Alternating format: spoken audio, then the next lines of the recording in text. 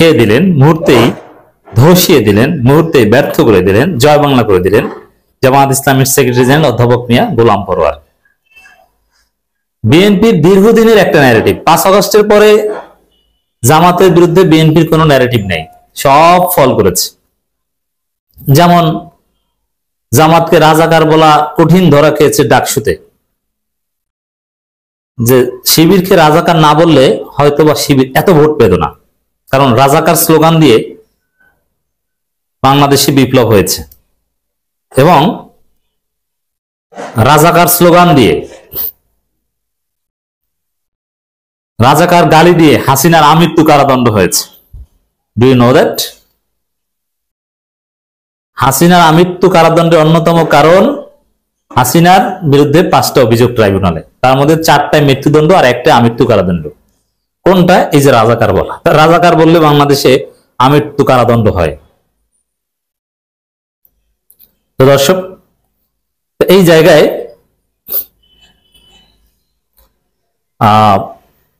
এইসব রাজাকার টাজাকার এগুলো বিএনপিও জানে যে এগুলো বলে উল্টো অ্যাকশন হয়েছে।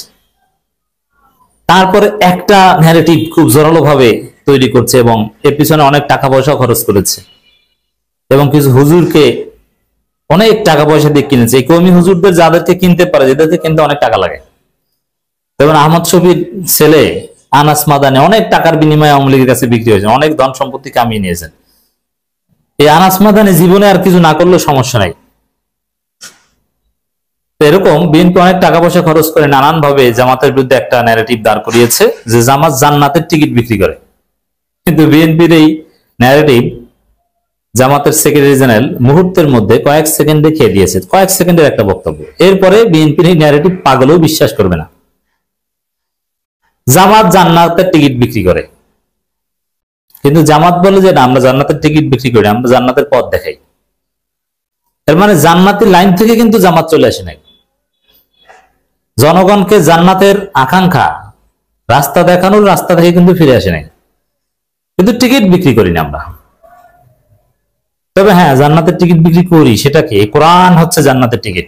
জামাত করলে জান্নাত এটা কেউ বলে না, কিন্তু কোরআন ধরিয়ে দেয়। কোরআন হাদিস হচ্ছে জান্নাতের টিকিট, নামাজ হচ্ছে জান্নাতের চাবি। জামাত এটা শেখায়। তো এর বিপরীতে বিএনপি কি বলবে বলেন? সাপোজ দুইজন, এক বিএনপি এক জামাত তর্ক করছে, জনগণ সামনে কিছু, তো বিএনপি অভিযোগ করলো জামাত জান্নাতের টিকিট বিক্রি করে। জামাত বললো যে হ্যাঁ, এই নেন জান্নাতের টিকিট, একটা কোরআন ধরিয়ে দিল, এইটি টিকিট। কিছু বলতে পারবে বিএনপি?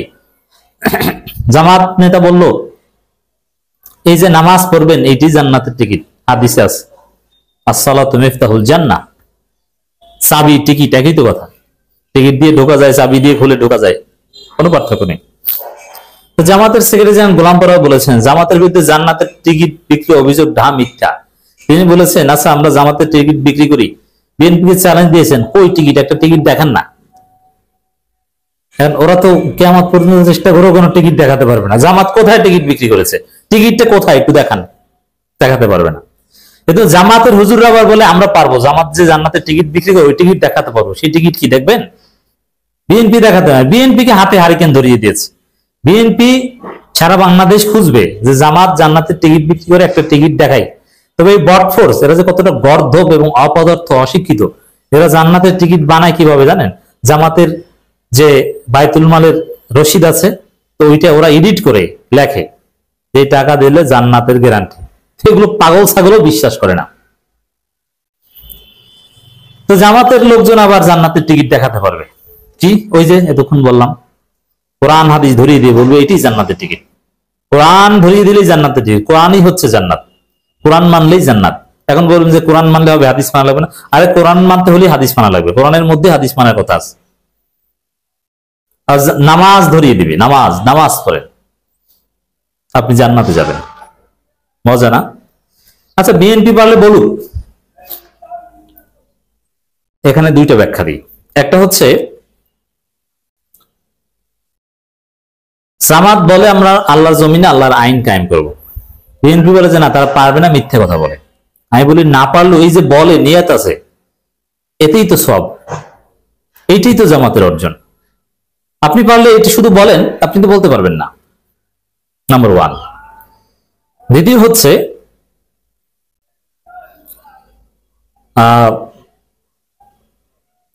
বলা একটা কাজ, করা একটা কাজ।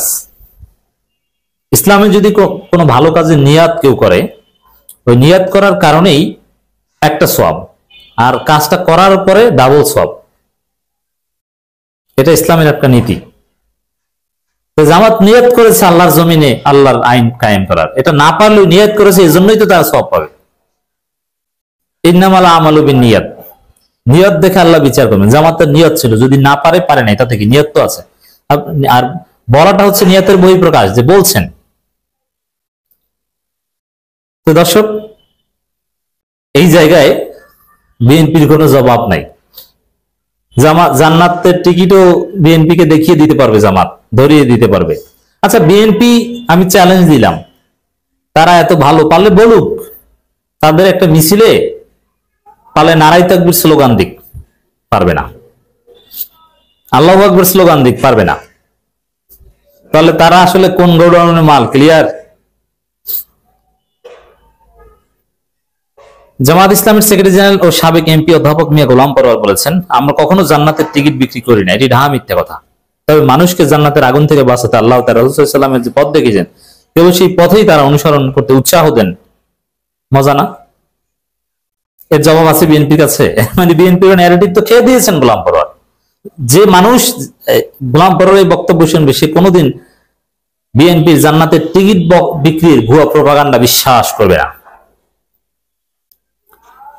গোলাম পরোয়ার বলেন, বিএনপি ঘোষণা করুক আর নির্বাচনে করুক, তারা নির্বাচনে জিতলে কোরআনের আইন জারি করবে। তারা যদি এমন ঘোষণা দেয়, তাহলে আমরা কাল থেকে বিএনপি করব। তারা বলুক শরিয়া আইন প্রতিষ্ঠা করবে, আমরা তাদেরকে ভোট দেব। চ্যালেঞ্জ দিয়ে কঠিন ভাবে বিএনপি কে দোষিয়ে দিয়েছেন, হাতে হারিকেন দিয়ে দিয়েছে। বিএনপি কে কঠিন চ্যালেঞ্জের মুখে ফেলে দিয়েছে জামাত। পারবে? এটা করুক বা না করুক, ভোটে জেতার জন্য তো এই কথাটা বলা যায়, জামাতের ভোট পাওয়ার জন্য তো বলা যায়, যে বলি সাহস করে আমরা ক্ষমতা জেলে কোরআনের আইন কায়েম করবো, জনগণ যদি আমাদের ম্যান্ডেট দেয়। অথবা শুধু এতটুকু বলুক যে পার্লামেন্টে আলোচনা করে আমরা কোরআনের আইন বাস্তবায়ন করার চেষ্টা করবো, এতটুকু বলুক। ওই খতমে নবুয়তে যেরকম সালাউদ্দিন মানতে খাটিয়ে বলেছেন, ওরকম বলুক। তাও পারবে না। কেন পারবে না জানেন? ভারত তাদের লিস্ট থেকে বিএনপির নাম কেটে ফেলবে, যে তোমরা তো সেই ইসলামের পক্ষে হয়ে গেলা, তা তোমাদেরকে আমরা সুযোগ সুবিধা দেবো কেন? ভারতের ভয়ে বিএনপি কোরআনের আইন বাস্তবায়ন করার কথা বলতে পারবে না। জামাতের নেতা আরো বলেন, রাষ্ট্রে ইসলামী আইন চালু হলে সব ধর্মবর্ণের মানুষ শান্তিতে থাকবে, ন্যায় ইনসাফ প্রতিষ্ঠিত হবে, চাঁদাবাজি, সন্ত্রাস, টেন্ডারবাজি, দখলদারিত্ব বন্ধ হবে, ইসলাম মানুষের সমান অধিকার নিশ্চিত করতে সক্ষম।